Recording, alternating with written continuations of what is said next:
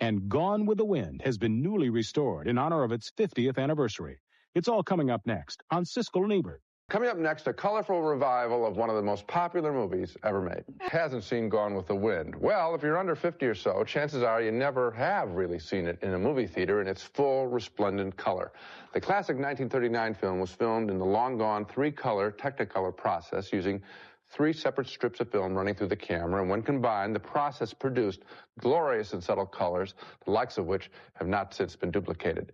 But Turner Entertainment Company, which now owns the rights to the film, in honor of its 50th anniversary, has paid for a painstaking reconstruction of Gone with the Wind, which has deteriorated over the years, and you can now see the film pretty much as audiences saw it 50 years ago. Let's take a look at the improvement by studying 3 different versions of the film that have played over the years. First, a 1954 version. Now here's a 1967 version. The flesh tones in Vivien Leigh's face have washed out as if a light were shining in her face. And now here's the restored version, the one that you can see right now in theaters, much more subtle and crisp. You can clearly make out the white trim around her cloak. And here's another scene as young boys salute the Confederate soldiers killed in battle. Notice how less harsh the red hats and blue jackets become as the film is improved over the years. Now, I saw this new version not on TV where it was shown on cable nationally in November, but in a movie theaters where I saw it, and the improvements are much more noticeable than we were even able to show you just here on a TV screen.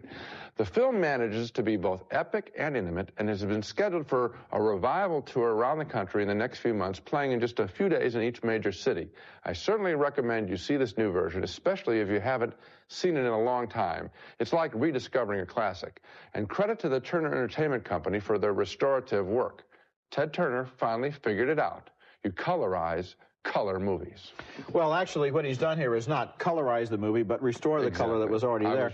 It's ironic that here's a man who has really made a great effort to restore this wonderful movie, and he's done a terrific job. Yes. And it's the same guy who wants to trash movies like Citizen Kane and Casablanca. Yeah. He seems to have 2 different sides to his personality, but here, this is the Dr. Jekyll side, if you will, because I agreed with you. I went to see Gone with the Wind the other day, and it looks as good as I've ever seen it, and I've seen it in 3 other... I saw it in 54 when it came out. I even saw it in 1967. But I don't think you really felt like... I mean, this was my experience, which was, wow. I mean, I was knocked back by because you're not looking at grainy scenes and details that are lost in a muddy soundtrack and scratches on the screen. Everything makes this movie look as fresh as if it came out yesterday, and you can see what a great movie it is. Now, the other thing is, you're told, the one advantage is, you know, you're told when you walk in, you're going to see something with pristine color. And so you are sensitized to that, and as a result, it becomes an enriching experience. And once I get freed up from that, I then start watching the interplay between Gable and Leigh, and then... then you forget about the technical stuff, except once near the end of the movie, I noticed something. This soundtrack, you know, they can they can do amazing things with soundtracks now. There's a scene where you can hear Clark Gable's shoes squeaking as he walks across the room. Now, this is something that probably the original audience couldn't hear. Well, it is an exceptional film, that's to be sure, but it's been presented now in an exceptional way. They're playing it just for a couple of days in some cities. I wish they'd play it longer. Well, check your local listings. Of course, we can't forget the fine restoration job of Gone with the Wind. You know, we talked about the schedule for that movie. It's opening next Monday and Tuesday at Radio City Music Hall. Then it goes on to Chicago. Then it goes to Los Angeles. So those are the first 3 engagements.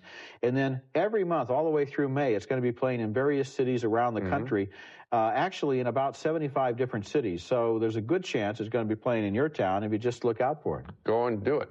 And coming up next, a look at the restored classic, Gone with the Wind. Scarlett O'Hara first sets eyes on Rhett Butler in that famous moment from Gone with the Wind, a movie where almost every moment is famous. The movie, which recently placed 4th on the American Film Institute's much debated and criticized list of the 100 greatest American films, is back in national release in a good-looking restored print that allows us once again to decide what it's really about.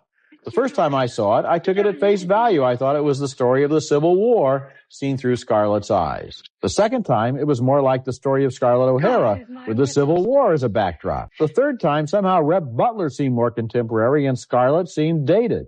But this time, Scarlett has made a comeback in my imagination, I guess. It struck me as the story of Scarlett's passionate libido, which meets its match at last with the plain-spoken, unsentimental Rhett Butler. Of course, the performances by Vivien Leigh and Clark Gable are movie milestones any way you look at them, but the movie itself offers a slanted and sentimental view of the Old South, which comes across as kind of a courtly utopia just as long, of course, as you were not a slave. The film has a self-confidence in its storytelling and an intoxication in its epic images that still works no matter how much we might want to reinterpret its hidden messages, which is, gee, this was a wonderful time back in the old South. But I think, Roger, your final viewing, you come around to the right opinion, which is it's Scarlett's story. Yes, it is. I mean, this is, and it's a beautifully acted performance. Over the years, in talking to actresses, they always name this as one of the great performances of all time. She's a willful woman, and among the things that she has this idea of the Southern belle who, is attracted to the perfect gentleman, Ashley Wilkes, but actually in here she's really attracted to that cad, Rhett Butler, and a lot of her motivation is more sexual, I think, now than I first realized. Well, it's just the energy and the enthusiasm that she expresses. She never strikes a false note. Fascinating character, and magnificently played. And we'll devote our X-ray segment to the historic re-release of Gone with the Wind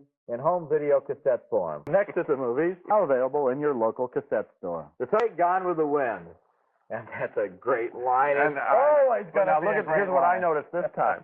He reads it not like a great line. Frankly, my dear, I don't give a damn. He rolls right over it. His character doesn't know it's a great line, and a lesser actor would have read it as if it were a great line. Claimed it, right? Frankly, my dear, I don't give a damn. You're disqualified as a lesser actor. For years and years, there was one movie that Metro-Goldwyn-Mayer said it would never, ever show on television. And that movie was, of course, Gone with the Wind, the legendary classic that is still one of the all-time box office champions. But now, Gone with the Wind has finally been taken down off its pedestal. It's been playing on television for several years now on CBS. It's going to continue to play on television. But now it has also taken its place, along with all the other merely mortal movies, on the shelves of your local video cassette store, where a 2-volume tape of this movie is now for sale for $90, and I suppose you can rent it too.